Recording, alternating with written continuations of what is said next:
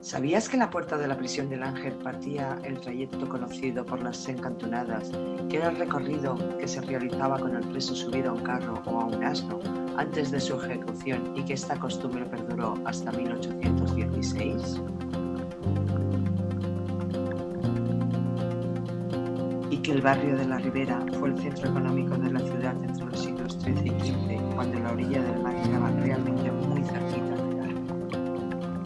O que el característico mosaico de cerámica que cubre el mercado de Santa Caterina rinde homenaje al maestro Antonio Gaudí.